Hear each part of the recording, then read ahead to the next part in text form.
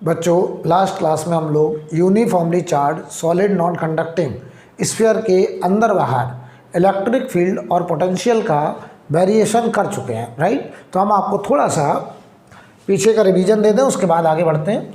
हमने आपको पढ़ा दिया इतना कि एक मान लीजिए हमारे पास uniformly charge solid non conducting sphere है, uniformly charge solid non conducting sphere, ठीक।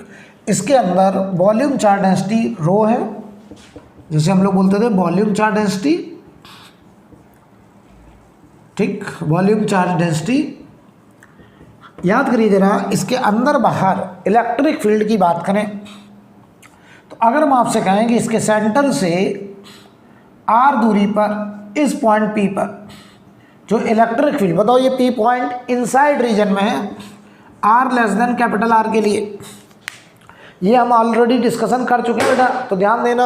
आर लेस देन आर के लिए इस पॉइंट पी पर जो इलेक्ट्रिक फील्ड वेक्टर आता था वो आता था rho R vector upon 3 epsilon nought, यानी डायरेक्शन इस आर वेक्टर के अलॉन्ग ऐसे होती थी यहाँ पर इलेक्ट्रिक फील्ड। इस पॉइंट पी पर इलेक्ट्रिक फील्ड की डायरेक्शन आर वेक्टर के अलॉन्ग और मैग्नीट्यूड था rho R upon 3 epsilon nought, right.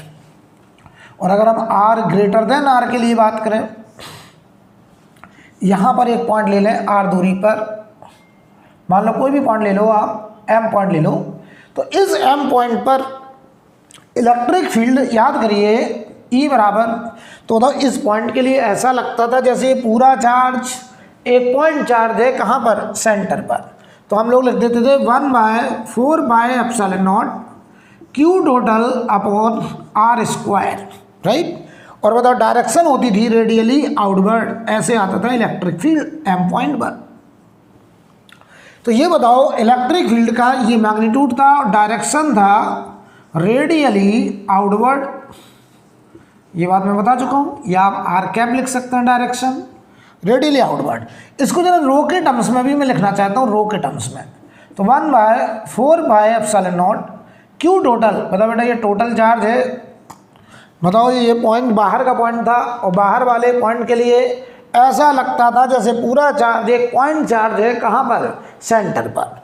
तो बताओ Q total rho into 4/3 pi capital R cube upon small R square, 4 pi cancel, तो ये आ गया rho R cube upon 3 epsilon nought R square, rho R cube upon 3 epsilon nought R square. और ये direction है radially outward, radially outward बेटा, आप देखना ध्यान से। तो ये रो के टर्म्स में जरा याद रखिएगा रिजल्ट, क्योंकि अभी हम लोग कैविटी वगैरह के केसेस पढ़ने जाएंगे आज की क्लास में, तो यहाँ पे बात करेंगे। खैर अच्छा एक बात और बता दो, हमने पोटेंशियल के बारे में बात करी थी कि सॉलिड नॉन कंडक्टर में सेंटर का पोटेंशियल सरफेस के पोटेंशियल का 3/2 टाइम्स होता था। सेंटर का पोटेंशियल सरफेस के पोटेंशियल का 3/2 टाइम्स होता था, और ये मैंने कल प्रूव भी करा था। और याद करो सरफेस का पोटेंशियल, यहाँ का पोटेंशियल, बताओ ये पॉइंट सरफेस पर है, तो बताओ अगर हम सरफेस का पोटेंशियल कहें तो सरफेस का पोटेंशियल लिखना हमारे लिए बेहद आसान है। ये पॉइंट सरफेस पे है, तो इस पॉइंट के लिए पूरे चार्ज को हम पॉइंट चार्ज मान लेंगे, कहाँ पे, सेंटर पे। तो 1/4 Q total upon capital R, ये बताओ सरफेस का पोटेंशियल होगा, और अगर कहा जाए सेंटर का पोटेंशियल बताओ तो वो 3/2 टाइम्स ऑफ सरफेस पोटेंशियल हो जाएगा, राइट। इसे आप लोग नोट कर लीजिए, और खासकर ये और ये रिजल्ट आपको एकदम पता होना चाहिए। क्यू टोटल के टर्म्स में ये रिजल्ट है और रो के टर्म्स में ये रिजल्ट है, electric field outside the solid non conducting uniformly charge sphere. इसे आप लोग नोट करिए जल्दी से, फिर मैं आगे बढ़ता हूँ।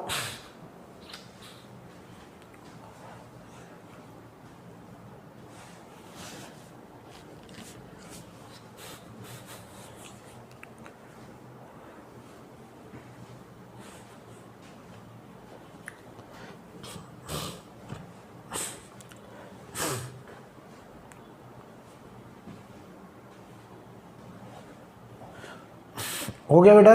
अब देखिए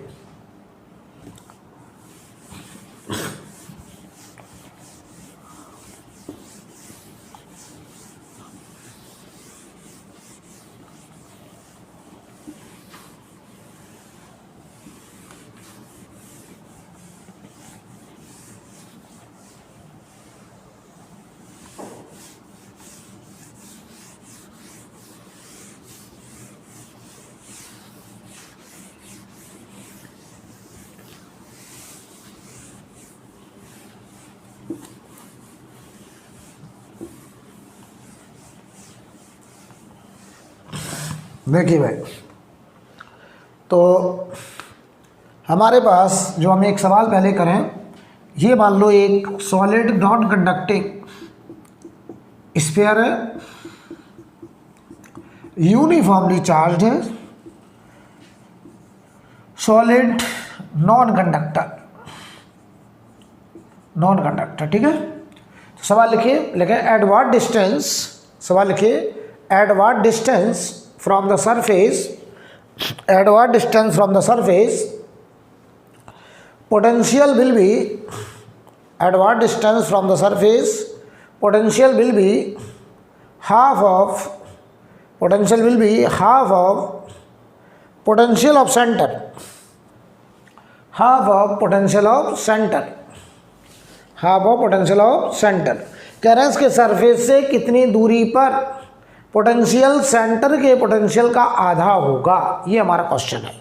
तो ध्यान दो, मैं तुमसे ऐसे कहूं कि इसकी रेडियस मान लो r है, ये सेंटर है, बताओ सेंटर का पोटेंशियल सरफेस से 1.5 गुना ज़्यादा है, राइट, 1.5 गुना ज़्यादा है किसका पोटेंशियल, सेंटर का।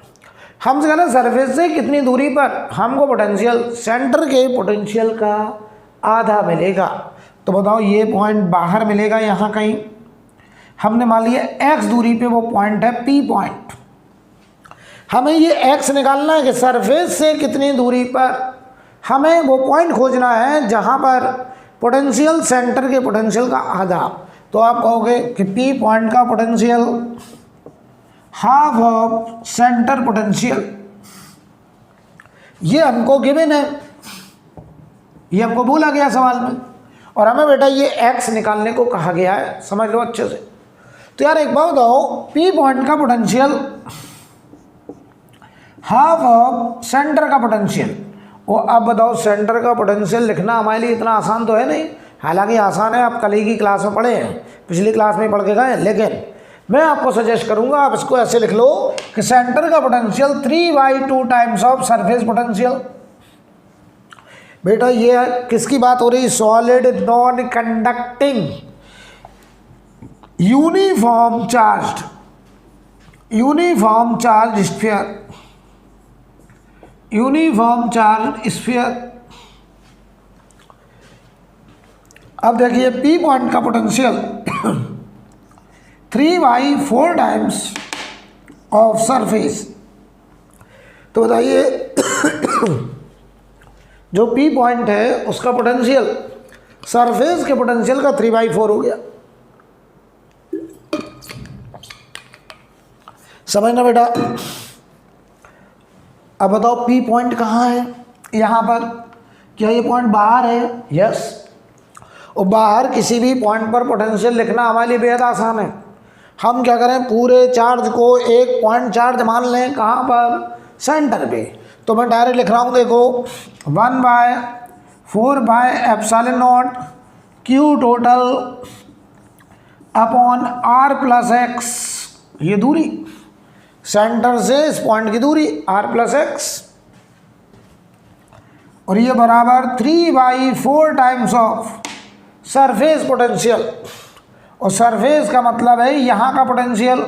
तो यहाँ का पोटेंशियल भी हम डायरेक्ट लिख सकते हैं, क्योंकि इस पॉइंट के लिए भी हम पूरे चार्ज को पॉइंट चार्ज मान सकते हैं, कहाँ पर, सेंटर पे। तो बताओ ये हुआ 1/4/ε0 Q टोटल बाई r, देख लो बेटा। तो 1/4/ε0 Q टोटल पूरा कट गया, क्रॉस मल्टीप्लाई कर दो तो 4r बराबर 3r प्लस 3x, तो x बराबर आ गया r/3, यानी सरफेस से r/3 दूरी पर, ये बताओ r/3 आ गया, इस r/3 दूरी पर यहाँ का पोटेंशियल सेंटर के पोटेंशियल का आधा हो जाएगा। सवाल खत्म हो गया। तो answer r/3 distance from the surface, from the surface.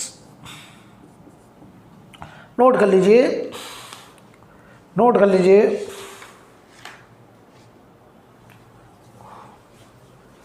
ठीक है, हेडिंग डालेंगे अब, इसे नोट करके, case of cavity, case of cavity.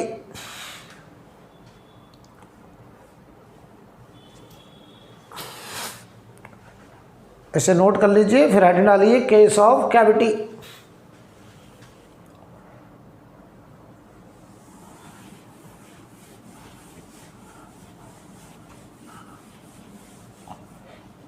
मैं मान रहा हूं कि आपने इसको नोट कर लिया है।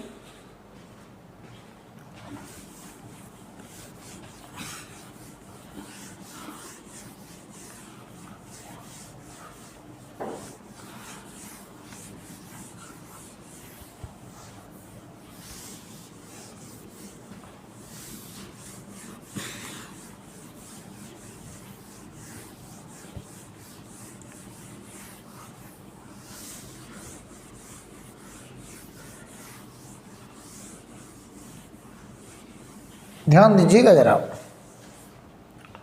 अब हम बात कर रहे हैं यहाँ पर केस ऑफ कैविटी का, केस ऑफ कैविटी। तो पहला आर्टिकल जो मैं करने जा रहा हूँ उसे ज़रा समझें। हमारे पास एक बड़ा सॉलिड नॉन कंडक्टिंग स्फीयर, ये इसका सेंटर है C1। हमने इसके अंदर एक छोटा सा स्फीयर काट लिया, इसका सेंटर हो गया C2। अब जो चार्ज है वो देखो इतने वॉल्यूम के अंदर है, इतने में चार्ज बचा है, और ये चार्ज यूनिफॉर्मली डिस्ट्रीब्यूटेड है। यहाँ कोई चार्ज नहीं है। हमको गिवन है C1 से C2 तक का गैप, यहाँ से यहाँ तक का गैप, ये गैप हमको दिया गया है, ये गैप मान लो D, ये गिवन है। तो मैं लिख दे रहा हूँ C1 C2 बराबर D, ये हमको गिवन है। ऐसे हमको केवल C1 से C2 तक का गैप D दिया गया है, बाकी हमको ये रो दिया गया है, डेंसिटी दी गई है रो, वॉल्यूम चार्ज डेंसिटी। केवल दो बातें हमें पता है, क्या क्या, एक तो रो पता है और एक C1 सेंटर। C1 क्या है, बड़े वाले स्फीयर का सेंटर, और C2 है जो कैविटी हमने मटेरियल काटा है, जहाँ से चार्ज हटाया है, उसका सेंटर है C2, राइट। तो लिखे फाइंड, फाइंड, हम इस कैविटी के अंदर एक पॉइंट कोई P ले लेना है, यहाँ कोई पॉइंट P हमने मान लिया कैविटी के अंदर। Find electric field, find electric field, find electric field, electric field at point P inside the cavity, inside the cavity due to remaining charge distribution, due to remaining charge distribution, due to remaining charge distribution, ये हमारा question है। जो बचा हुआ charge है उसकी वजह से इस कैविटी के अंदर P पॉइंट पर हमें इलेक्ट्रिक फील्ड निकालने को कहा गया है, राइट। तो बेटा एक बात बताओ, इलेक्ट्रिक फील्ड कैसी क्वांटिटी है, वेक्टर। कैसी क्वांटिटी, वेक्टर। तो हम पता क्या करेंगे, ऐसे सवाल को कैसे करते हैं पहले समझ लो। कभी भी कैविटी का क्वेश्चन आए तो आप पहले मान लो कि हमने कोई भी कैविटी नहीं बनाया, पूरे में चार्ज होता। अगर पूरे में चार्ज होता, पहले हम देखो प्रोसेस समझाते हैं। आप मान लो पूरे में चार्ज होता तो इस पॉइंट पर फील्ड पूरे चार्ज की वजह से निकाल लो। फिर क्या करो, जो चार्ज है ही नहीं उतने चार्ज से अलग से पूछो कि इस जगह पर इलेक्ट्रिक फील्ड में तुम्हारा क्या कंट्रीब्यूशन है, और बताओ उस कंट्रीब्यूशन को इस पूरे चार्ज की वजह से जो फील्ड आया है उसमें से क्या कर दो माइनस, तो क्या आपको रिमेनिंग चार्ज का फील्ड मिल जाएगा, राइट। तो मैं अपनी बात को फिर से एक बार रिपीट करने जा रहा हूँ। हम क्या करेंगे, हम मानेंगे हमने कोई भी चार्ज नहीं हटाया, हम पूरे चार्ज की वजह से उस पॉइंट P पर इलेक्ट्रिक फील्ड लिखेंगे, लेकिन हम कहेंगे ये जो इलेक्ट्रिक फील्ड लिखा है ये ज़रूरत से ज़्यादा है क्योंकि ये हमने पूरे चार्ज की वजह से निकाल लिया है। फिर हम कहेंगे कि जो चार्ज है ही नहीं उस चार्ज की वजह से P पॉइंट पर इलेक्ट्रिक फील्ड में कितना कंट्रीब्यूशन होता, तो उस कंट्रीब्यूशन को टोटल फील्ड में से माइनस कर देंगे तो क्या रिमेनिंग चार्ज का फील्ड आ जाएगा, यस। लेकिन जब माइनस करेंगे तो वेक्टर सब्ट्रैक्शन होगा क्योंकि इलेक्ट्रिक फील्ड कैसी क्वांटिटी, वेक्टर। तो ध्यान दो बेटे, ध्यान दो। हम पहले मानेंगे सवाल को, बेटा मैं करने जा रहा हूँ, ध्यान से देखिएगा, इस सवाल को मैं करने जा रहा हूँ। हमने मान लिया let there is no cavity, there is no cavity, हमने पहले मान लिया कोई कैविटी नहीं। अच्छा एक बात और ध्यान दो, C1 से अगर हम P पॉइंट को ज्वाइन करते हैं ऐसे, हमने इसको बोल दिया R1 वेक्टर, ऐसे ही बोल दिया अपनी मर्जी से। R1 हमें पता नहीं है, हमें तो केवल D पता है, हमने R1 वेक्टर बोल दिया। C2 से अगर P को ज्वाइन कर दें, इसे बोल दिया R2 वेक्टर, R2 भी हमें पता नहीं है, हमें तो केवल D पता है। तो इस ट्रायंगल में जरा देखो, क्या इतना लिखना एकदम सही है, this D vector C1 C2 vector plus C2 P vector will be equal to C1 P vector. क्या ये बिल्कुल सही है? C1 C2 vector C2 P vector बराबर R1 vector, triangle law vector addition. तो बताओ भाई, ये D vector plus R2 vector मिलकर के होगा R1 वेक्टर। इतनी बात तो समझ में आती है। हालांकि हमें R1 R2 नहीं पता है, हमने R1 किसे माना है, बड़े वाले स्फीयर से सेंटर से P पॉइंट तक का गैप जो है उसे हमने R1 बोला है। यानी C1 से P पॉइंट को ज्वाइन करने वाला वेक्टर R1 वेक्टर, C2 से P पॉइंट को ज्वाइन करने वाला वेक्टर R2 वेक्टर। अब देखो, हमने माना कोई कैविटी नहीं, तो बताओ अगर कोई कैविटी नहीं तो ये बड़ा वाला स्फीयर ध्यान से देखना, इसमें पूरे में चार्ज की डेंसिटी रो, चार्ज की डेंसिटी रो, इसके C1 से ये पॉइंट P यहाँ है, कितनी दूरी पे, R1 दूरी पे। तो ध्यान से देखना, बताओ बेटा, इस बड़े वाले स्फीयर के लिए ये P पॉइंट अंदर का पॉइंट है कि बाहर का पॉइंट, तो आपने कहा अंदर का पॉइंट। और क्या नॉन कंडक्टिंग स्फीयर के अंदर किसी भी पॉइंट पर इलेक्ट्रिक फील्ड निकालना हमें आ चुका है? आप कहेंगे बिल्कुल आ चुका है सर। तो बताओ, इस पॉइंट P पर इलेक्ट्रिक फील्ड हमने E1 बोल दिया, वो हो जाएगा रो R1 vector upon 3 epsilon not. और इस पॉइंट P पर इलेक्ट्रिक फील्ड ऐसे आ गया E1, और वो ये वेक्टर है उसका। लेकिन ये जो E1 आया है, आप कह रहे हैं सर ये ज़रूरत से ज़्यादा आया है, ये ज़रूरत से ज़्यादा आया है। तो हम क्या करेंगे, हमने छोटा वाला जो स्फीयर है, ये जो वास्तव में है ही नहीं, हमने इससे कहा कि अगर तुम्हारे अंदर भी चार्ज होता, या ऐसे समझो, हमने यहाँ से वो स्फीयर अलग से काटा है यहाँ से, और हमने इससे पूछा कि भाई आपसे वो पॉइंट R2 दूरी पे है P पॉइंट, इस पॉइंट P पर इतने चार्ज की वजह से इसमें भी डेंसिटी रो है क्योंकि ये इसी का हिस्सा है। बहुत अच्छे समझ लीजिए, हमने क्या करा, हमने पहले पूरे चार्ज की वजह से इस P पॉइंट पर इलेक्ट्रिक फील्ड निकाला। अब जो चार्ज यहाँ नहीं है, बताओ जो चार्ज हमने यहाँ माना है, क्या उसकी वजह से भी तो इसमें फील्ड आ चुका है? तो हमने वो चार्ज जो हमें काटना है, हमने उससे अलग से पूछा कि इस P पॉइंट पर तुम्हारी वजह से कितना फील्ड है, या इस फील्ड में तुम्हारा कितना कंट्रीब्यूशन है। तो पता ये क्या कह रहा है, कह रहा मैं भी तो एक स्फीयर हूँ, मैं भी तो अपने आप में एक स्फीयर हूँ, और ये P पॉइंट मेरे इनसाइड है। और बताओ, इनसाइड रीजन में इलेक्ट्रिक फील्ड हम सीख गए हैं, तो ये कह रहा मेरी वजह से फील्ड इधर की तरफ, और ये फील्ड मैंने बोल दिया E2, और वो होगा रो R2 vector upon 3 epsilon not. लेकिन बताओ बेटा, ये जो फील्ड आया है E1, ये पूरे चार्ज का आया, और इस फील्ड में बताओ कि यार ये वाला फील्ड भी ऑलरेडी एडेड है, यस। तो अगर हमको E नेट चाहिए, ई नेट मतलब due to remaining charge, due to remaining charge. तो आप कह रहे हैं सर बहुत ही आसान सी बात है कि जो पूरे चार्ज का फील्ड आया E1 वेक्टर, उसमें से ये वाला फील्ड माइनस कर दूं। सिंपल। हमने बताओ पूरे चार्ज की वजह से फील्ड निकाल लिया और उस फील्ड में से हमने उस चार्ज की वजह से फील्ड माइनस कर दिया जो चार्ज वहाँ है ही नहीं, या जिस चार्ज को मुझे काटना था तो उस चार्ज के फील्ड को मैं माइनस करने जा रहा हूँ। तो देखो बेटा, rho R1 vector upon 3 epsilon naught, rho R2 vector upon 3 epsilon naught. तो ये बताओ नेट फील्ड कैविटी के अंदर,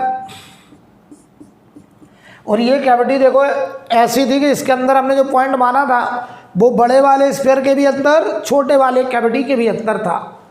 तो बताओ ये आ गया rho by 3 epsilon naught R1 vector minus R2 vector. और यहाँ गौर से देखो R1 vector minus R2 vector will be D vector. तो ये हो गया rho D vector upon 3 epsilon naught, या चाहो तो इसको ऐसे लिख दो magnitude rho D upon 3 epsilon naught, direction D vector के लो, D वेक्टर का मतलब C1 C2।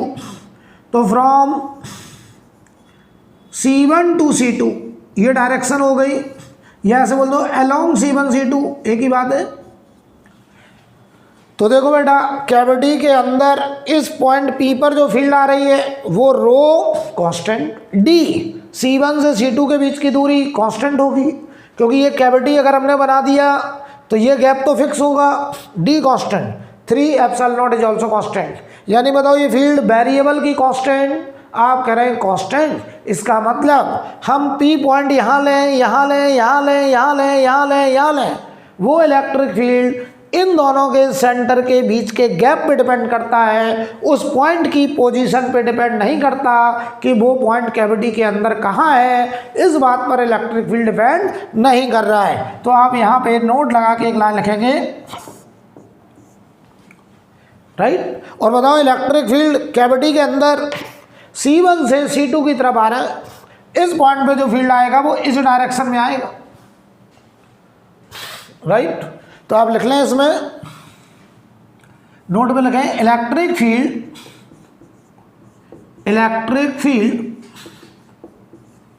Inside the cavity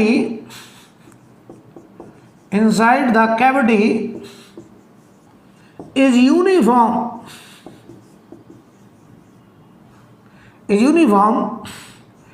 and it does not depend on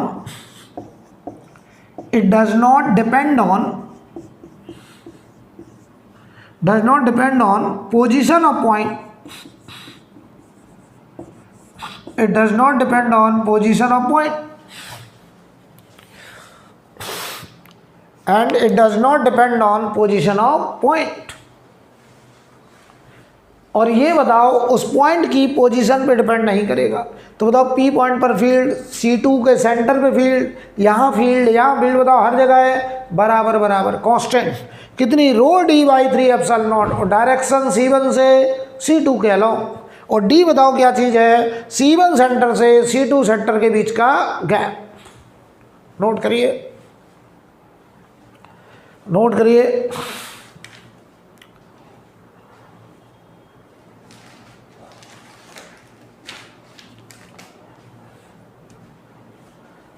अब किसी के मन में ये विचार आ सकता है कि सर जरूरी है वो पॉइंट यहाँ लें, हम यहाँ ले लेते तो क्या होता। अब यहाँ अगर वो पॉइंट होता तो ये देखो बड़े वाले के अंदर होता और छोटे वाले के बाहर होता। ऐसी जगह पे फील्ड कैसे निकालेंगे, तो वो मैं केस 2 करने जा रहा हूँ। पहले ये बात अच्छे समझ लीजिए, हमने अभी जो पहला आर्टिकल करा है उसमें हमने जो पॉइंट सेलेक्ट करा है वो कैविटी के अंदर लिया है, तो वो बड़े वाले के भी अंदर है और छोटे वाले के भी अंदर है। और उस पॉइंट पर जो इलेक्ट्रिक फील्ड आया है वो पॉइंट की पोजीशन पे डिपेंड नहीं कर रहा है। पॉइंट कहीं भी ले लो आप, फील्ड कांस्टेंट आ रही है, और वो फील्ड आ रही है आपकी रो D बाई 3 एप्सिलॉन नॉट, और डायरेक्शन आ रही है C1 से C2 की तरफ। नोट कर लीजिए।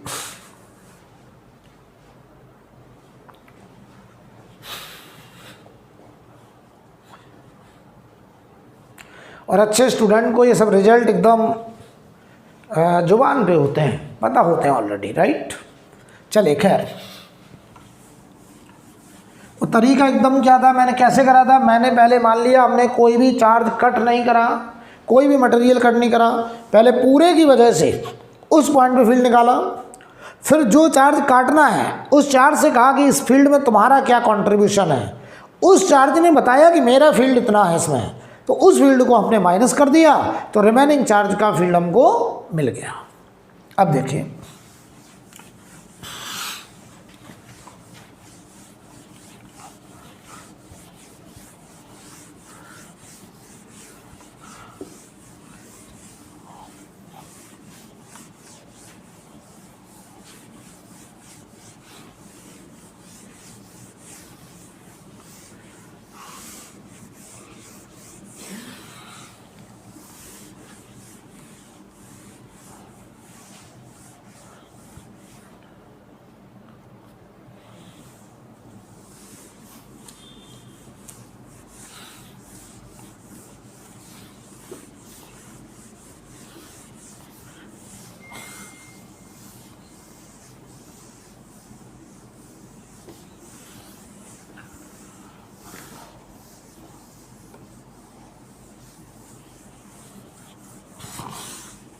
अब देखिए,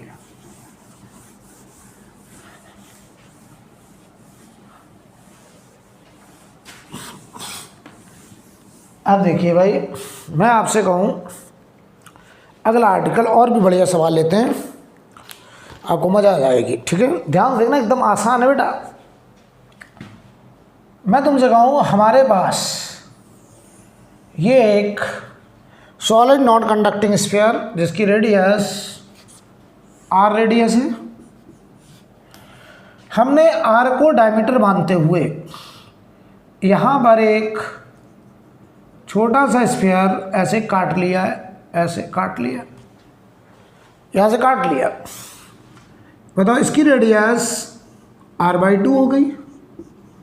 अब जो चार्ज है वो केवल इतने में है बेटा, इतने में है,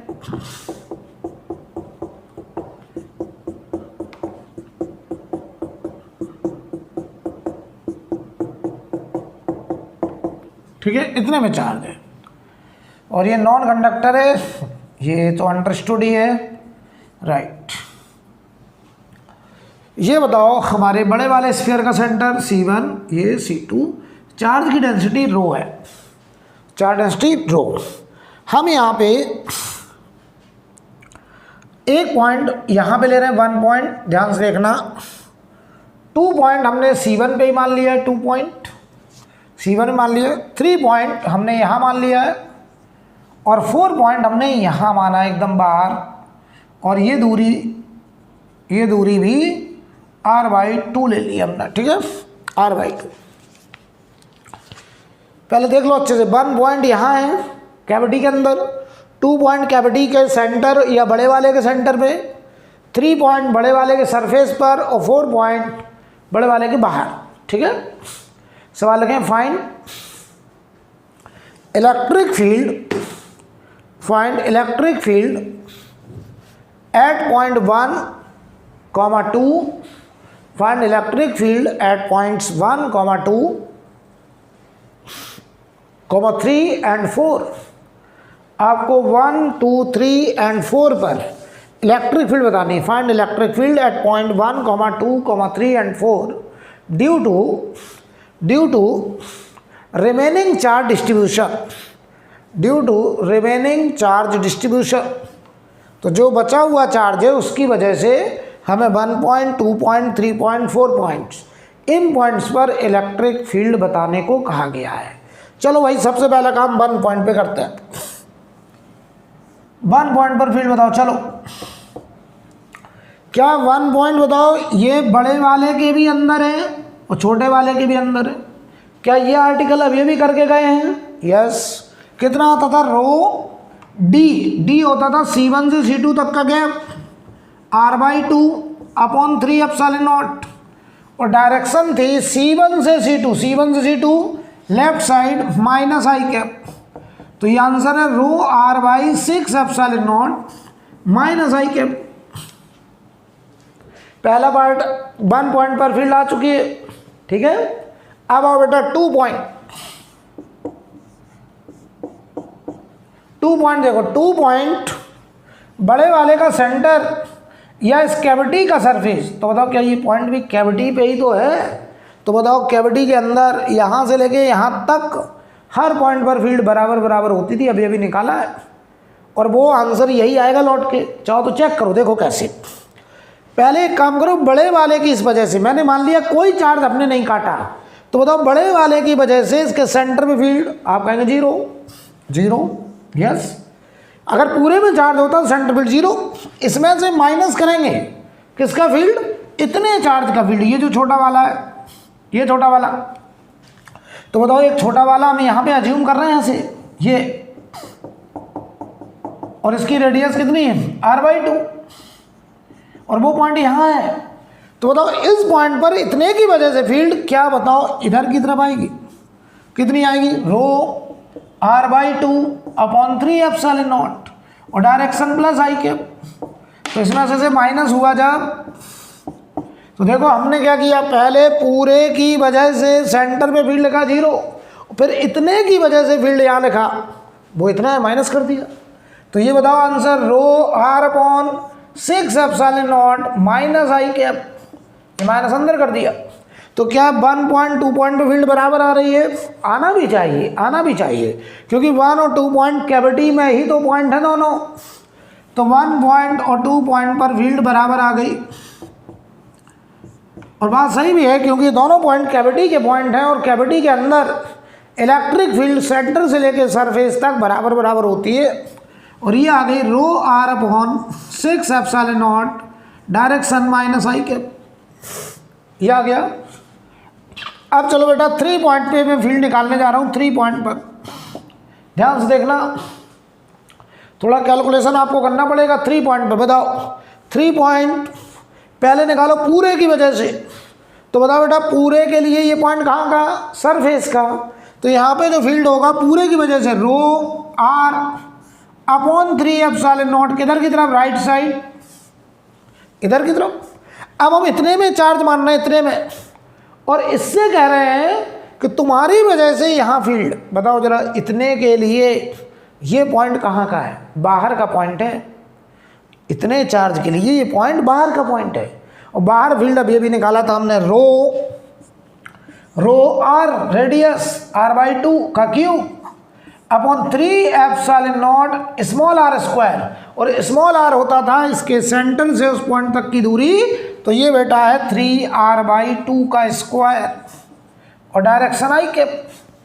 ये चार्ज अगर हम यहाँ एज्यूम करें, इसी चार्ज को दिखा रहा हूँ मैं ऐसे, तो बताओ ये वाला चार्ज इस पॉइंट 3 पर यहाँ पे फील्ड, तो क्या बताओ ये वाला पॉइंट 3r/2 दूरी पे है, इसकी रेडियस r/2 है, और ये पूरे चार्ज के लिए पॉइंट बाहर का पॉइंट है। तो क्या ये फील्ड इधर को बनाएगा? तो ये वो फील्ड हमने लिख दी है आउटर पॉइंट पर, और इसको हम बताओ माइनस करें, तो ये बताओ 3 पॉइंट पर जो फील्ड आएगी, सॉल्व कर लीजिएगा। ये आ रहा है 17 ρr/54ε0, देख लो। और आई कैप ये आ गई 3 पॉइंट पर फील्ड। हमने कैसे करा?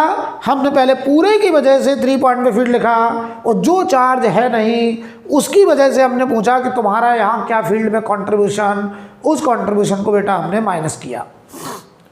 अब चलो भाई 4 नंबर पॉइंट पे हम बात कर रहे हैं, ठीक। तो ध्यान दो, 4 नंबर पॉइंट पर फील्ड, चलो सीधा एक ही लाइन में लिख दें। बताओ ये 4 पॉइंट, पहले पूरे की वजह से फील्ड, तो पूरे के लिए पॉइंट बताओ बाहर का पॉइंट है, तो ये पूरा इधर रिपेल करेगा राइट साइड, और बाहर के पॉइंट पर फील्ड होती ρr³ 3ε0 r², और इसके सेंटर से ये दूरी क्या 3r/2 हो गई बड़े वाले के सेंटर से, तो 3r/2 का स्क्वायर आई कैप, और इसमें से माइनस करेंगे, माइनस करेंगे। अब देखना मैं इसको रब कर रहा हूँ, तो जब हम माइनस करेंगे तो ये देखो कितना रिजल्ट आएगा। अब देखो हम माइनस करेंगे इतने का फील्ड, बताओ इतने के लिए ये 0.4 कितनी दूरी पर है, ये पूरा 3r/2 प्लस r/2 2r। तो देखो रो r³ रेडियस का स्क्वायर, तो इसकी रेडियस r/2 अपॉन 3ε0 2r का स्क्वायर i कैप, ये फील्ड माइनस होगी। बताओ ये दोनों के लिए 4 पॉइंट आउटर पॉइंट है, तो आउटर पॉइंट पर ये फील्ड इस पूरे चार्ज की वजह से, मतलब हमने यहाँ पे भी चार्ज माना, फिर इतने चार्ज ने कहा कि यहाँ पर फील्ड में मेरा इतना कंट्रीब्यूशन, उस कंट्रीब्यूशन को हमने माइनस किया। तो बताओ 4 पॉइंट पर जो फील्ड आ रही है, सॉल्व करिएगा और आप हमको बताइए कितना आ रहा है। जल्दी से कर दें क्या, कर देना। देखो यहाँ से r², तो एक r बचेगा, रो r, इधर देखो 4 हुआ तो 4 ऊपर चला गया, नीचे बोलो 3ε0, देख लीजिए भाई, r² से r² कट गया, r बचा, 4 ऊपर चला गया, ये 9 27, ये 27ε0 i कैप माइनस, ठीक है, देख लो भाई। अब आओ इधर देखो r³ से r बचा, रो r बचा, इधर देखिए 8 और फिर 24 × 4 96 ε0 i कैप, देख लो।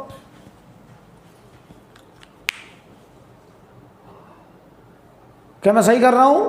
ये 8 नीचे आएगा, सही तो है, यस। अब आप इसे सॉल्व कर लीजिएगा तो ये आपका आंसर हो जाएगा। एलसीएम वगैरह ले लीजिएगा, कर लेंगे। हम आपको कॉन्सेप्ट बताना चाह रहे थे। तो क्या बताओ, इस कैविटी के अंदर यहाँ पॉइंट ले लें, यहाँ कहीं ले लें, यहाँ ले लें, यहाँ ले लें, क्या हर पॉइंट पर आप इलेक्ट्रिक फील्ड बता सकते हैं? यस। कैसे करेंगे? हम पहले देखेंगे पूरे चार्ज की वजह से फील्ड, और पूरे चार्ज की वजह से फील्ड देख के लिए देखो कि वो पूरे चार्ज के लिए पॉइंट अंदर का है कि बाहर का है, और अपना मेथड लगाते चलिए। राइट, चलिए ऐड डालें, इसे नोट करो बेटा।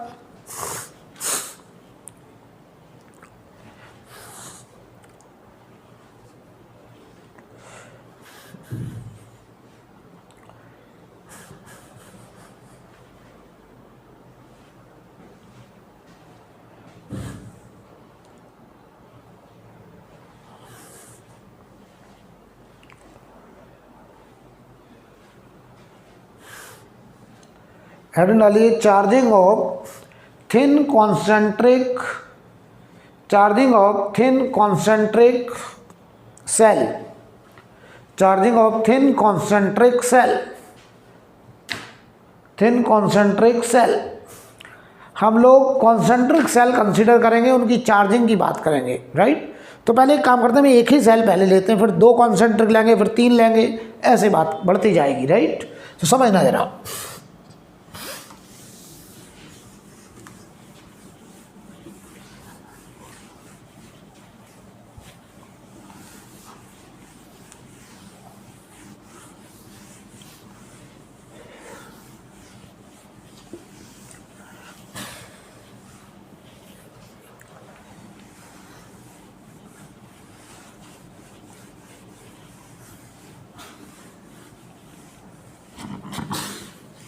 समझिए ध्यान से।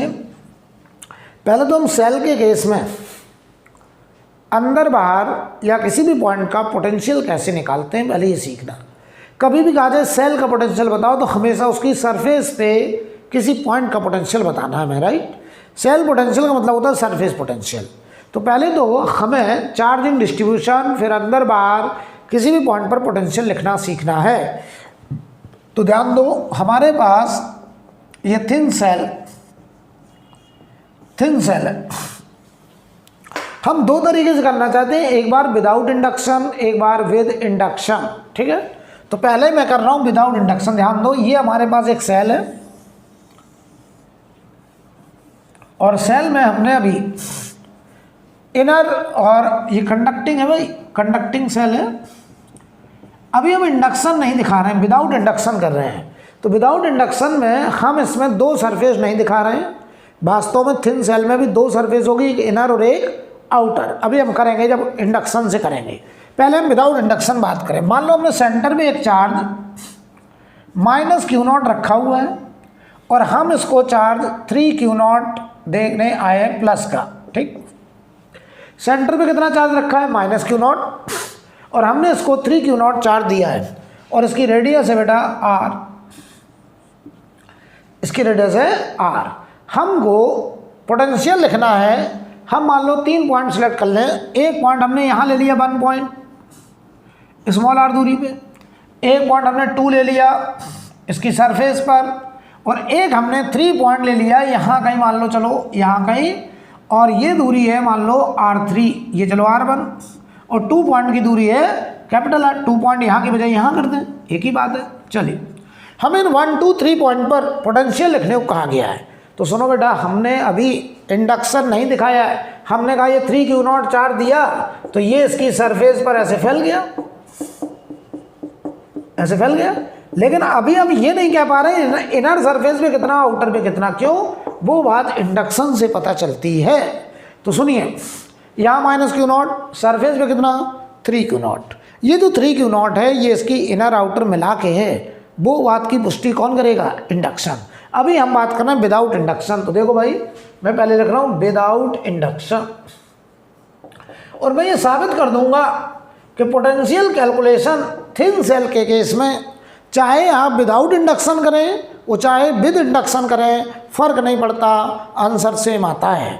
तो देखिए ध्यान से, सबसे पहले 1 पॉइंट का पोटेंशियल देखो, यहाँ सेंटर पे भी -Q0 है, तो 1 पॉइंट का पोटेंशियल तो मैंने लिखा 1/4πε0 बाहर कर लिया इतना, ठीक। अब देखिए, पोटेंशियल स्केलर क्वांटिटी है और आपने पढ़ा अगर चार्ज पॉजिटिव तो पोटेंशियल पॉजिटिव, चार्ज नेगेटिव तो पोटेंशियल नेगेटिव। तो ध्यान दीजिए, इस 1 पॉइंट पर इस -Q0 पॉइंट चार्ज से दूरी r1, तो -Q0 का पोटेंशियल होगा -Q0/r1। अब आओ ध्यान से, अब बताओ ये जो चार्ज है 3Q, इतने की वजह से यहाँ पोटेंशियल। तो यार बताओ, अभी अभी अपने आपको पिछली क्लास में सिखाया था कि अगर एक सेल होता, ध्यान देना, और इस पर चार्ज 3Q है, ऐसे 3Q0 है, और हमने एक पॉइंट यहाँ लिया 1 पॉइंट। मैं तुमसे कहूँ इस 3Q की वजह से इस 1 पॉइंट पर पोटेंशियल बताओ, तो तुम क्या कहते कि इस 3Q की वजह से अंदर बताओ कोई भी इलेक्ट्रिक फील्ड नहीं है। कल ही तो करा है। तो बताओ अंदर अगर इलेक्ट्रिक फील्ड नहीं है इसकी वजह से, तो इसकी वजह से सेंटर का पोटेंशियल, 1 पॉइंट का पोटेंशियल, यहाँ का पोटेंशियल, यहाँ का पोटेंशियल, यहाँ का पोटेंशियल क्या बराबर बराबर होगा? तो देखिए तरीका, हमारे पास 2 तरीके थे। ये चार्ज है सरफेस का और पॉइंट है अंदर का। तो बताओ सरफेस वाले चार्ज की वजह से स्फेरिकल चार्ज डिस्ट्रीब्यूशन के केस में अंदर हर जगह पोटेंशियल बराबर बराबर होता है। तो बाहर जो सरफेस का चार्ज है वो कहता है कि अंदर किसी भी पॉइंट पे आप पोटेंशियल पूछिए, वो पोटेंशियल मैं बताऊंगा सेंटर का, क्योंकि जो पोटेंशियल इस 3Q0 की वजह से सेंटर का होगा वही पोटेंशियल 1 पॉइंट का होगा। तो बताओ हमको इस 3Q0 की वजह से यहाँ का पोटेंशियल लिखना है जो कि यहाँ से पॉइंट r1 दूरी पे है, लेकिन बताओ इस 3Q0 की वजह से सेंटर का पोटेंशियल जो होगा क्या वही 1 का होगा? आप करें यस। हमें लिखना कहाँ का? 1 का। हम लिखेंगे कहाँ का? सेंटर का। क्यों? क्योंकि सेंटर का पोटेंशियल इसकी वजह से लिखना ज़्यादा आसान है। सारे DQ की दूरी कितनी आ रही है? Capital R। चाहे ये DQ ले लो, ये DQ ले लो, ये DQ ले लो, पूरा चार्ज R दूरी पे है। तो बताओ यहाँ 3Q0 के नीचे बताओ R1 आएगा कि कैपिटल R आएगा? Capital R। बहुत बढ़िया से समझ लो बेटा।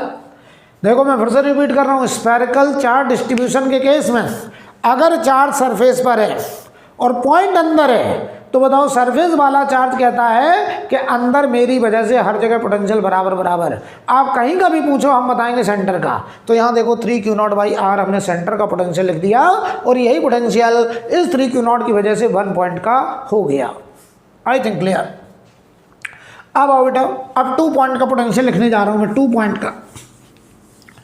समझते चलिएगा। देखो 2 लॉजिक हैं, केवल 2 लॉजिक, उन्हीं 2 लॉजिक को मैं बार बार रिपीट कर रहा हूँ। देखना, अगर चार्ज सरफेस पे है, पॉइंट इनसाइड है, तो बाहर वाला जो सरफेस वाला चार्ज है वो कहता है कि अंदर हर जगह पोटेंशियल बराबर, आपको कहीं का भी लिखना हो आप लिख दीजिए सेंटर का। दूसरा लॉजिक, चार्ज सरफेस पे है और पॉइंट स्फीयर के बाहर है, तो बताओ सरफेस वाला चार्ज कहता है कि बाहर वाले पॉइंट के लिए ऐसा लगता है जैसे पूरा चार्ज एक पॉइंट चार्ज है, कहाँ पर, सेंटर पे मान लीजिए। तो हमें अगर इस पॉइंट पे पोटेंशियल लिखना है तो हम इस पूरे स्फेरिकल चार्ज को कहाँ मान लेंगे, सेंटर पे। ये दो कॉन्सेप्ट से हम देखो पोटेंशियल लिख करके दिखाएंगे। देखो बेटा चलो 2 पॉइंट का पोटेंशियल यहाँ, अच्छा 2 पॉइंट का पोटेंशियल ही सेल पोटेंशियल कहा जाता है। सेल पोटेंशियल भी कहते हैं इसी को, क्यों, 2 पॉइंट सरफेस का पॉइंट है। कभी भी कहा जाए सेल पोटेंशियल बताओ तो आप हमेशा बताइए कहाँ का, सरफेस का। बताओ ये देखो 1/4/ε0, इतना तो बाहर लिख लीजिए। अब देखना इस 2 पॉइंट की वजह से माइनस Q0 की वजह से, तो ये पॉइंट चार्ज से दूरी r माइनस Q0/r। अब आओ प्लस, हमने कहा 3Q0 की वजह से यहाँ का पोटेंशियल, तो ध्यान से देखना, अगर एक सेल है जिसकी रेडियस r है और इसके सरफेस पे चार्ज 3Q0 है, ये क्या कह रहा है, हमने इससे कहा यहाँ का पोटेंशियल बताओ 2 पॉइंट का। अंदर वाले चार्ज की वजह से मैं लिख चुका हूँ इसलिए मैंने जो हटा दिया, अब मैं इसकी वजह से पूछ रहा हूँ। तो बताओ ये क्या कह रहा है, कह रहा है देखो मैं सरफेस का चार्ज हूँ, मेरी वजह से सेंटर से लेके सरफेस तक हर जगह पोटेंशियल बराबर होता है, तो मुझे लिखना सरफेस का है, मैं कहूँगा लिखूँगा सेंटर का, क्योंकि मुझे पता जो सेंटर का वही सरफेस का, ड्यू टू 3Q0 की वजह से जो पोटेंशियल सेंटर का वही 2 पॉइंट का। तो बताओ 3Q0/r मैंने सेंटर का लिख दिया। देख लो बेटा, अब आ जाओ 3 पॉइंट का पोटेंशियल। 3 पॉइंट कहाँ है, एकदम बाहर, 3 पॉइंट एकदम बाहर है, तो मैं 3 पॉइंट का पोटेंशियल लिखने जा रहा हूँ। ध्यान से देखना, पहले मैंने इस माइनस Q0 से कहा, तो ये कह रहा माइनस Q0 की मुझसे दूरी r3, तो 1/4/ε0 माइनस Q0/r3। अब अपने इस प्लस Q0 3Q0 से कहा, तो ध्यान से देखना, ये प्लस 3Q0 के लिए ये पॉइंट यहाँ है, 3 पॉइंट बाहर में है r3 दूरी पर, अरे उधर है हमने इधर कर दिया, क्या फर्क पड़ रहा है। तो देखो ये 3Q0 क्या कह रहा है, यार ये पॉइंट के लिए क्या ये पूरा चार्ज स्फेरिकल चार्ज एक पॉइंट चार्ज माना जा सकता है, कहाँ पे, सेंटर पे। तो 3Q0/r3, तो बताओ प्लस 3Q0/r3, ये पोटेंशियल आ गया 3 पॉइंट का। हमने इस माइनस Q0 और इस 3Q0 दोनों की वजह से लिखा, और ये पोटेंशियल कैलकुलेशन हमने विदाउट इंडक्शन किया। अभी हमने इंडक्शन नहीं दिखाया है, अब मैं सेम क्वेश्चन को रिपीट करने जा रहा हूँ विद इंडक्शन, आप नोट कर लो। और मैं अपने दोनों कॉन्सेप्ट फिर से रिपीट कर रहा हूँ, बार बार रिपीट कर रहा हूँ। अगर चार्ज सरफेस पे है स्फीयर में और पॉइंट अंदर कहीं भी है, हमें कहीं का भी अंदर पोटेंशियल लिखना हो, बाहर वाले सरफेस वाले चार्ज की वजह से अंदर हर पॉइंट का पोटेंशियल बराबर होगा और उतना ही होगा जितना सेंटर का होगा। तो अंदर किसी भी पॉइंट का पोटेंशियल हमसे पूछा जाए, हम बताएंगे सेंटर का। अगर पॉइंट बाहर चला गया है और चार्ज सरफेस पे है, तो बाहर वाले पॉइंट के लिए इस स्फेरिकल चार्ज को पॉइंट चार्ज मान लो, कहाँ पर, सेंटर पे, और फिर पोटेंशियल लिख दो। I think clear, right. अब मैं करने जा रहा हूं विद इंडक्शन। ध्यान दीजिए, आंसर वही आएगा, आंसर में कोई फर्क नहीं पड़ेगा, आंसर वही आएगा, लेकिन मुझे इंडक्शन भी पता होना चाहिए।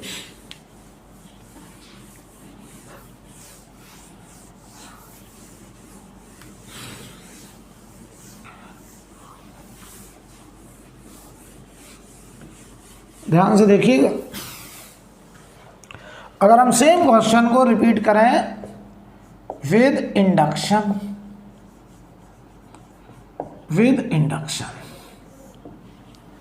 के साथ, तो देखना, अगर इंडक्शन के साथ करें तो कुछ ऐसी स्टोरी है।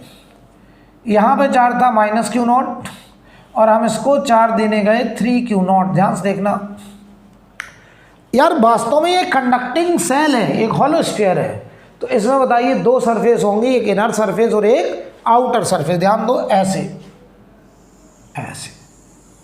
ये बेटा पूरे में होगी, हम पूरे में नहीं दिखा रहे हैं, और बीच में ये कंडक्टर है, ये इसकी इनर रेडियस है और ये इसकी आउटर रेडियस है, और इनर और आउटर रेडियस लगभग बराबर हैं।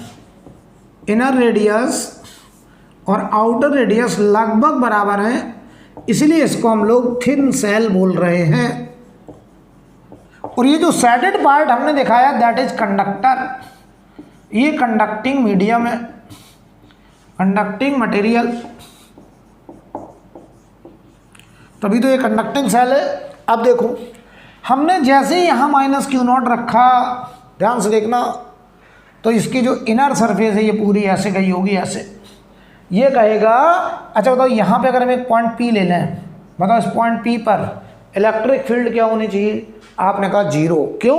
क्या ये पी पॉइंट कंडक्टर के अंदर है? यस। तो कंडक्टर के अंदर किसी भी पॉइंट पर इलेक्ट्रिक फील्ड क्या होता है? जीरो।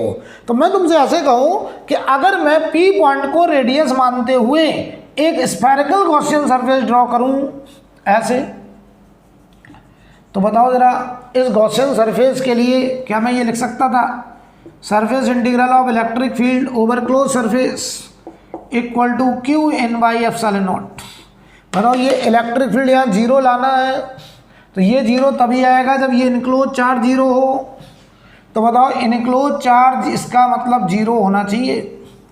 तो इस कंडक्टिंग मटेरियल के अंदर इलेक्ट्रिक फील्ड जीरो तब होगी जब इस पी पॉइंट से पास होने वाली गॉसियन सरफेस से इनक्लोज चार्ज जीरो आए।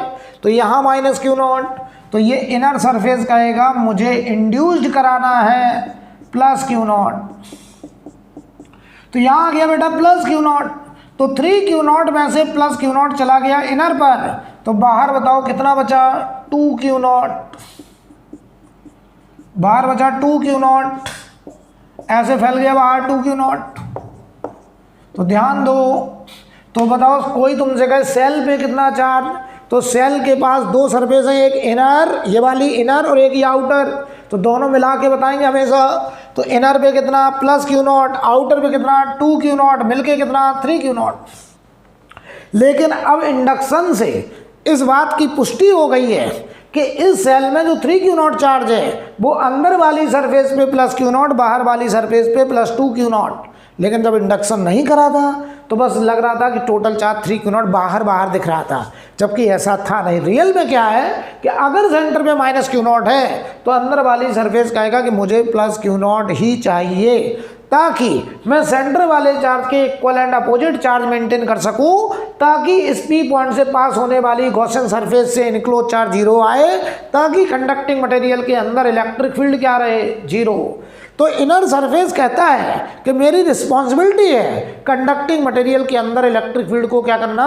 जीरो। और ऐसा करने के लिए मैं सेंटर वाले चार्ज के equal and opposite charge induced कराऊंगा। तो यहाँ बेटा इंड्यूस्ड हुआ प्लस क्यू नॉट, तो बाकी 2 क्यू नॉट छूट गया बाहर। तो सुनिए ध्यान से, अब ये फाइनल फोटो बन गया। देखो ये हमारा सेल था, ये इसकी इनर सरफेस थी, हमने यहाँ रखा माइनस क्यू नॉट, यहाँ इंड्यूस्ड हुआ प्लस क्यू नॉट, यहाँ है 2 क्यू नॉट, और ये पूरे सरफेस पे फैला है। लेकिन हम ऐसे ही दिखा दे रहे हैं, ठीक है? यानी यही फोटो मैंने ऐसे दिखा दी है। अब आप इतने समझदार हो गए हैं कि ये क्यू नॉट चार्ज पूरे एरिया में फैला, सरफेस एरिया 4πr² में, ये बाहर वाली सरफेस 4πr² पे फैला है। अब मैं 3 पॉइंट लेने जा रहा हूँ, ध्यान से देखना। एक पॉइंट हमने लिया 1 पॉइंट यहाँ R1 दूरी पे, 1.2 हमने लिया यहाँ सरफेस पर, 1 पॉइंट हमने यहाँ लिया 3 पॉइंट जैसे पहले लिए थे R3 दूरी पर, ये R दूरी पर। हमको इन तीनों पॉइंट पर पोटेंशियल कैलकुलेशन करना है, अब हमको विद इंडक्शन करना है, ठीक है? तो ध्यान से देखो, इस पॉइंट 1 पर पोटेंशियल 1/4πε0, इस माइनस क्यू नॉट से दूरी R1, तो minus q naught by R1। अब बताओ ये प्लस क्यू नॉट स्फीयर की सरफेस पे, पॉइंट कहाँ का? अंदर का, तो सरफेस वाला चार्ज कहता है अंदर हर जगह पोटेंशियल सेंटर के बराबर। तो देखो इस प्लस क्यू नॉट के नीचे capital R, plus 2 Q not के नीचे कैपिटल R। तो देखो ये भी सरफेस का, ये कह रहा मेरी वजह से अंदर हर जगह पोटेंशियल बराबर बराबर उतना जितना सेंटर का, तो लिखना हमें 1 का, हम लिख रहे हैं सेंटर का। ये 2 क्यू नॉट भी क्या कह रहा है कि मेरी वजह से 1 का पोटेंशियल उतना जितना सेंटर का। अब आ जाओ 2 पॉइंट ही सेल का पोटेंशियल है, 2 पॉइंट ही सेल का पोटेंशियल है, यहाँ का पोटेंशियल। तो बताओ जरा, इस माइनस क्यू नॉट से दूरी r, तो 1/4πε0 minus q naught by r. अब आओ इनकी वजह से बताओ, ये चार्ज, ये बताओ 2 पॉइंट सरफेस का, पॉइंट सरफेस पे ही है, ये चार्ज भी सरफेस पे, पॉइंट भी सरफेस पे। तो बताओ ये सरफेस का चार्ज, ये सरफेस का चार्ज क्या कहता है कि यहाँ आपका, अच्छा देखो यहाँ फील्ड जीरो है बेटा, ये फील्ड जीरो, तो यहाँ पोटेंशियल, यहाँ पोटेंशियल, यहाँ पोटेंशियल हर जगह बराबर। ये कंडक्टर है, कंडक्टर के अंदर हर जगह पोटेंशियल बराबर। तो बता ये चार्ज क्या कह रहा है कि हम सरफेस के चार्ज हैं, और पॉइंट भी चाहे यहाँ ले लो, चाहे यहाँ ले लो, चाहे यहाँ ले लो, एक ही बात है, क्योंकि ये कंडक्टर के पॉइंट हैं, तो कंडक्टर में हर जगह पोटेंशियल बराबर है। तो बताओ ये दोनों चार्ज क्या कह रहे हैं कि भाई मैं सरफेस का चार्ज, पॉइंट भी सरफेस का। तो बताओ सरफेस वाले चार्ज की वजह से सेंटर से लेके सरफेस तक हर जगह पोटेंशियल बराबर। तो क्या बताओ हम इन दोनों की वजह से पोटेंशियल सेंटर का लिखते हैं, वही 2 का होगा। यस, तो बताओ प्लस क्यू नॉट के नीचे भी r और 2 क्यू नॉट के नीचे भी r, ये आ गया। अब आओ 3 पॉइंट का पोटेंशियल। बताओ ये 3 पॉइंट, सबसे बाहर का पॉइंट, सबसे बाहर के लिए ये प्लस क्यू नॉट, ये 2 क्यू नॉट, दोनों सरफेस चार्ज को यहाँ मान लो सेंटर पे। तो बताओ क्या सारे चार्ज सेंटर पे मान लें? यस, तो सबके नीचे दूरी r3, तो 1/4πε0 minus q naught by r3, ये सेंटर वाले की वजह से। और इस पॉइंट के लिए इन दोनों चार्ज को भी यही मान लो। तो बताओ plus Q naught by r3 और plus 2 Q naught by r3, ऐसे लिख दिया। याद करो अभी जो केस करा था विदाउट इंडक्शन, ये वही आ रहा है, बस वहाँ पे ये direct 3 Q naught by r3 लिख करके आता था। अब ये अलग अलग आ रहा है, क्यों? क्योंकि हमने चार्ज को अलग अलग दिखा दिया है कि कितना चार्ज इनर सरफेस पे, कितना चार्ज आउटर सरफेस पर। I think clear. तो हमें एक बात समझ में आ गई कि थिन सेल के केस में पोटेंशियल कैलकुलेशन चाहे विदाउट इंडक्शन करो चाहे विद इंडक्शन करो, फर्क नहीं पड़ता, सेम निकल के रिजल्ट आता है। तो आगे चल के हम लोग अगली क्लास में बहुत सारा डिस्कशन करेंगे इन पर। तो वहाँ पे हम लोग पोटेंशियल थिन सेल के केस में विदाउट इंडक्शन ही लिख देंगे, क्योंकि हमें पता चल गया है कि थिन सेल के केस में पोटेंशियल कैलकुलेशन विदाउट इंडक्शन और विद इंडक्शन सेम होता है, लेकिन थिक सेल में फ़र्क पड़ता है। किस में फ़र्क पड़ेगा? Thick shell. तो अगली क्लास में थिक सेल का भी आर्टिकल कराएंगे, लेकिन पहले एक बात और समझ ली जाए।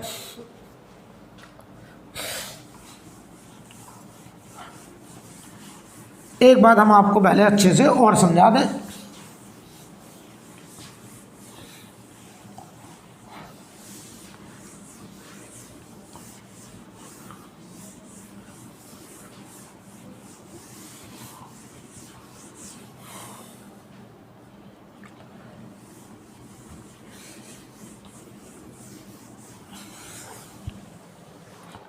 मैं तुमसे कहूँ, ये एक थिन सेल है जिसके सेंटर पे कोई चार्ज नहीं, ये इसकी इनर सरफेस, ये आउटर सरफेस, और ये शेडेड पार्ट है कंडक्टर। ये कंडक्टर है, ये कंडक्टर इतनी थिकनेस में गया है, यहाँ सेंटर पे हमने कोई चार्ज नहीं रखा। अगर हमने इसको क्यू चार्ज दिया, देखना हम तुमसे कहें कितना चार्ज इनर सरफेस पे जाएगा, कितना आउटर पे जाएगा। तो देखो ये इनर सरफेस से हमने पूछा तुमको कितना चार्ज चाहिए। सबसे पहले हम इनर सरफेस से पूछेंगे। ये कह रहा है कि मुझे सेंटर के इक्वल एंड अपोजिट चाहिए। सेंटर पे कितना? 0। तो ये कह रहा है मुझे कुछ नहीं चाहिए सर, मुझे 0 चाहिए। तो यहाँ 0 होगा, तो बताओ पूरा का पूरा प्लस क्यू बाहर फैल जाएगा, ऐसे ऐसे पूरा प्लस क्यू बाहर फैल जाएगा। कब? जब सेंटर पे कोई चार्ज नहीं है। तो इनर सरफेस भी कहेगा मुझे कोई चार्ज नहीं चाहिए। क्यों? क्योंकि इनर सरफेस कहता है कि अगर हम यहाँ इस कंडक्टर के अंदर एक गॉसियन सरफेस पास करें तो इस गॉसियन सरफेस से इनक्लोज चार्ज 0 आना चाहिए, ताकि इस कंडक्टर के अंदर किसी भी पॉइंट पर इलेक्ट्रिक फील्ड 0 आनी चाहिए। तो बताओ फील्ड 0 तभी आएगा जब इनक्लोज चार्ज 0 हो। तो अगर यहाँ कोई चार्ज नहीं तो यहाँ पर भी कोई चार्ज नहीं होना चाहिए। क्लियर? अब सुनो, यानी एक बात समझ में आ गई। इनर सरफेस क्या कहता है? मुझे तो सेंटर वाले चार्ज के इक्वल एंड अपोजिट चाहिए। तो मैं तुमसे कहूँ देखना, ये एक थिन सेल है, ये इसका सेंटर है, ये इसकी इनर सरफेस और ये आउटर सरफेस।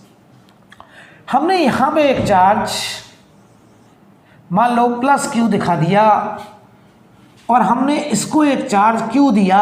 देखना सेंटर पे चार्ज प्लस क्यू रखा है और हम इसको क्यू चार्ज देने जा रहे हैं।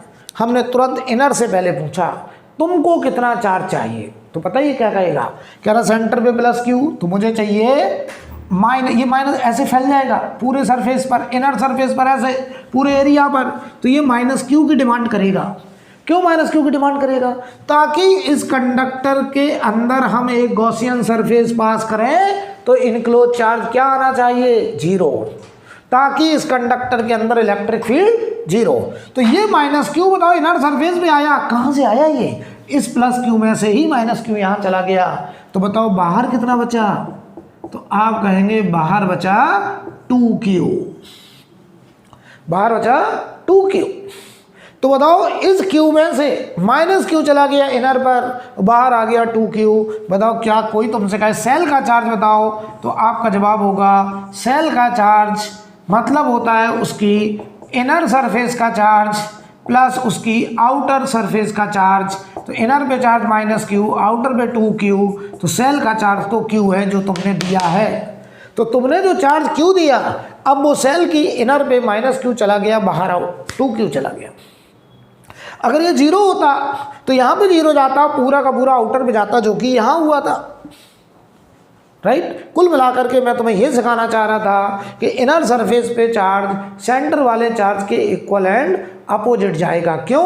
ताकि ये कहता मेरी जिम्मेदारी है इस कंडक्टिंग मटेरियल के अंदर इलेक्ट्रिक फील्ड को क्या करना, 0 करना। तो मैं तो हमेशा सेंटर वाले चार्ज के इक्वल एंड अपोजिट रहूँगा। क्लियर? अब समझ में एक बात और कर लें, ये एकदम क्लियर है, राइट। अच्छा मैं तुमसे ऐसे कहूं, मान लो मैं आपसे ऐसे कहें ये एक सेल है और ये न्यूट्रल सेल है। कैसा? न्यूट्रल मतलब इस पे कोई चार्ज नहीं है, ना मैं इसे चार्ज दे रहा हूं, न्यूट्रल है। हमने इसके सेंटर पे चार्ज मान लो माइनस क्यू रख दिया। कितना? माइनस क्यू रख दिया। तो जरा बताओ इसकी इनर सरफेस और आउटर सरफेस ध्यान से देखिए, ये न्यूट्रल है तो इनर और आउटर मिला के 0 चार्ज होना है, इनर और आउटर मिला के चार्ज 0 ही रहेगा। बताओ यहाँ कितना, माइनस क्यू। तुरंत बताओ इनर सरफेस कहेगा मुझे कितना चाहिए, प्लस क्यू। तो ये बताओ प्लस क्यू इधर खींच लेगा, इधर प्लस क्यू आ गया, तो बाहर कितना चला गया, माइनस क्यू, यहाँ माइनस क्यू चला गया। बताओ ये दोनों मिलकर के अभी भी नेट चार्ज 0 है, क्योंकि हमारा ये सेल अभी भी न्यूट्रल ही तो है। तो देखो हुआ क्या, जब यहाँ माइनस क्यू आया तो इनर सरफेस ने बताओ जरा प्लस क्यू चार्ज पोलराइज करा लिया। ये चार्ज देखो पोलराइज हो गया, इनर पे प्लस प्लस फैल गया, आउटर पे माइनस माइनस फैल गया। हम कहेंगे ये जो प्रोसेस हुआ है ये पोलराइजेशन का प्रोसेस है, चार्ज का पोलराइजेशन हो गया है, इंडक्शन हो गया है। तो ये बताओ चार्ज प्लस क्यू कहाँ से आया, 0 में से, क्योंकि सेल की इनर और आउटर मिला के 0 होना, न्यूट्रल सेल है। तो बता ये देखो यहाँ से लेके यहाँ तक कंडक्टर है, तो जैसे ही तुमने यहाँ माइनस क्यू रखा तो इसने तुरंत आउटर सरफेस से कहा कि हम तुम मिलके रखेंगे 0, सेल न्यूट्रल ही रहेगी क्योंकि बाहर से कोई चार्ज आया नहीं है। लेकिन अगर सेंटर पे माइनस क्यू है तो इनर ने कहा बाहर वाली सरफेस से कि आप हमें प्लस क्यू दे दो और आप माइनस क्यू इंड्यूस कर लो और दोनों मिलके 0 ही रखेंगे। और इसने कहा मुझे प्लस क्यू इसलिए चाहिए, इनर सरफेस कह रहा है मुझे प्लस क्यू इसलिए चाहिए ताकि इस कंडक्टिंग मटेरियल के अंदर किसी भी पॉइंट पर इलेक्ट्रिक फील्ड क्या रहे, 0। और वो 0 तभी होगा जब हम इस कंडक्टिंग मटेरियल के अंदर से एक गॉसियन सरफेस पास करें तो इनक्लोज चार्ज 0 आना चाहिए, राइट। I think clear. तो आज के लिए इतना ही, इसके आगे हम लोग फिर अगली क्लास में बातचीत करेंगे।